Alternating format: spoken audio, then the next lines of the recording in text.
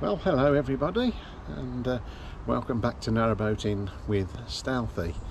Today's another day. We came through Harecastle Tunnel yesterday, which was a wonderful experience really, and now we're going to tackle what is commonly known as Heartbreak Hill, which is basically rather a lot of locks over a course of, I'm not too sure how many miles, but anyway, yes, we've got a fair old bit to do today. The locks in this section, basically they've been doubled up. They are single locks, but the waterways must have been so busy, you know, it required this amount of locks to get the jobs done. So I'll film one or two of those on the way, but I certainly shan't be filming them all. But yeah, let's see if we can get a day without the rain today, although it has rained this morning, but let's see how we go anyway. Good with the bad.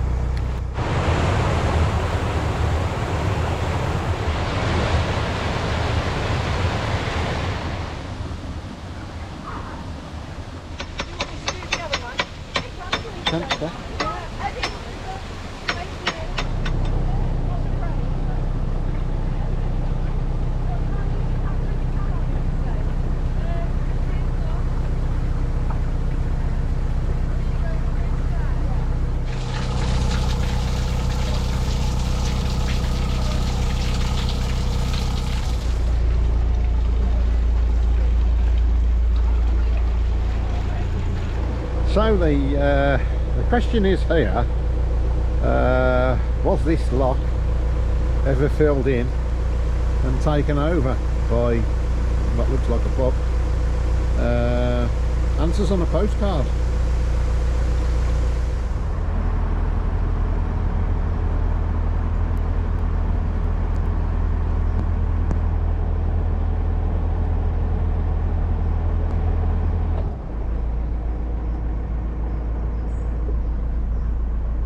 So this is Red Bull Services, which has all the facilities that a boater needs, and this one includes showers, I think. Yes, it does. Yeah, showers and a laundry as well. So very, very handy places to have around our network, really.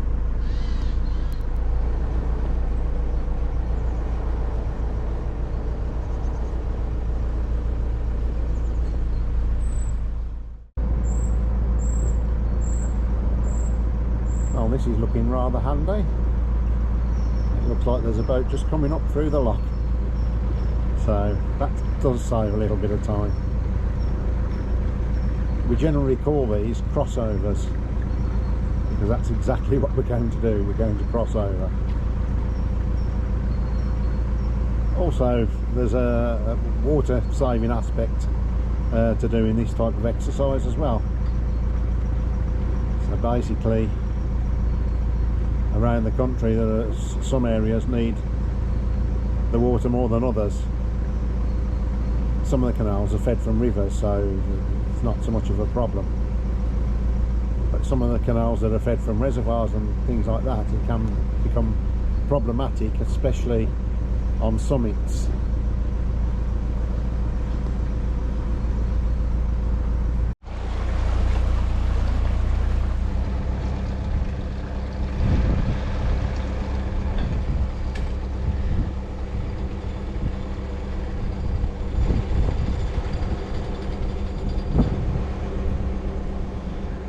Back in the day, I should imagine that this little row of cottages were the dwellings for the navvies of the canal. Quite often you see these sort of setups. Of course they had to live somewhere.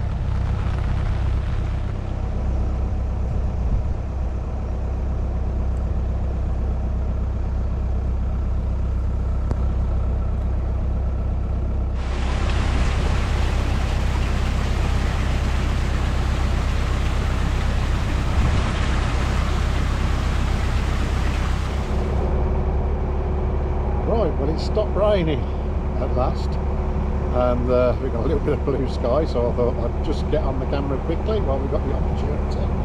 We have been cruising throughout that rain, but it's a bit difficult to film and do quite a series of locks at the same time in the wet. So anyway, along our journey today, somebody was asking me where we got the name Stealth from, and it just basically derived from the fact that we've got quite a quiet engine, and we used to surprise people in different locations. One minute, you know, there's nothing there, and the next minute there's a boat, and so these people were the people that inspired us really to rename the boat. So there's a little interesting factoid for anybody out there. One of the things also I've been thinking about today is how lucky we are to be able to do this cruising. There are a lot of people out there, you know, with disabilities and that type of thing, and I think it's you know, people who just can't get out and about. So I think it's lovely just to film, even if it was just for those people, because it just gives them a little bit of something to have an interest in, really.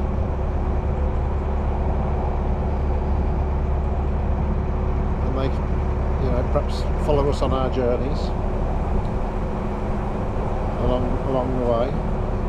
As it is at the moment, we're sort of doing a lot of cruising each day, because when you get to this time of year, there's a lot to be done before we get back to our sort of home base, really. So as much as I'm doing a lot of cruising, it's sometimes a bit difficult to hang around to do the filming, so I'm just going to do the best I can, and hopefully you'll enjoy what we're doing.